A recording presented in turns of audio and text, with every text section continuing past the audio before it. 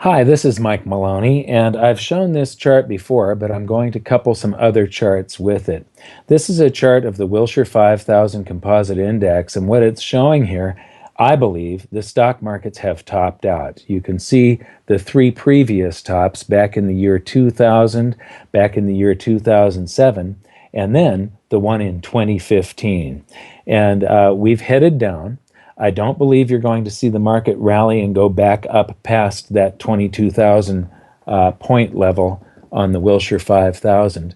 I think we are going down from here, and it is the result of all of the stimulus that the central banks did that caused this big rally, and now we are about to pay the consequences because they do not realize that economics is a closed system. It's a closed loop. It isn't some open, infinite system where you can stick a straw into outer space and get purchasing power.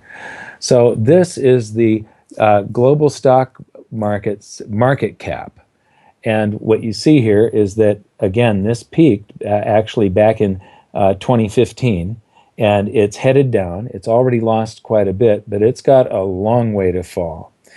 This is wholesale inventories less wholesale sales. So it's the wholesale inventories are the red line here. So that's how much stuff is available for that needs to be sold.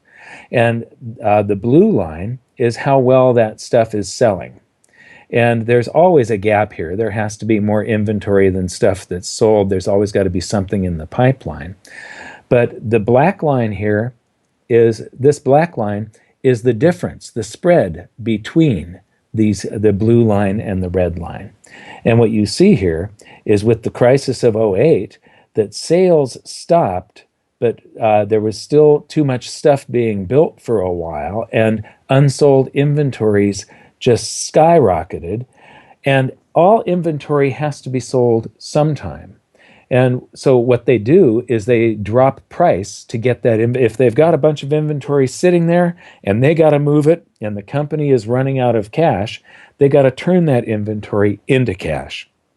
And the way they do that is to cut the price, to put it on sale.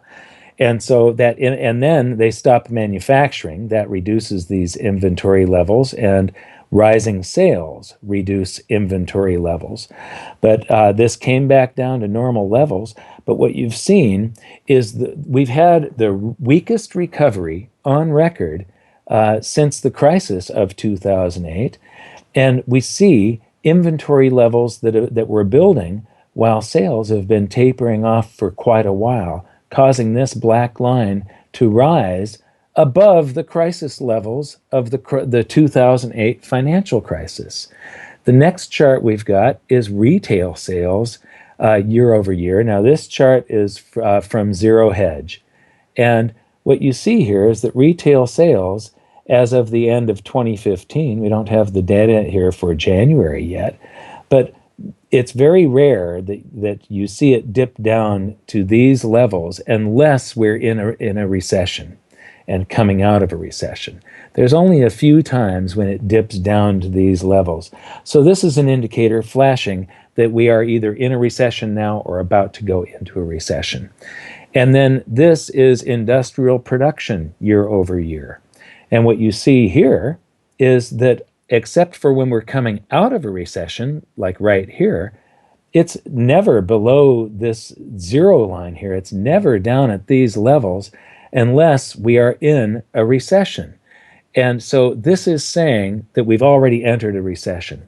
I've said in videos in the past that recession is a trailing indicator. It's a lagging indicator. They have to have 2 quarters of economic data that show GDP contraction for 2 quarters in a row before they announce that we're in a recession. So when they announce that we're in a recession, it means that we've been in it for 6 months already.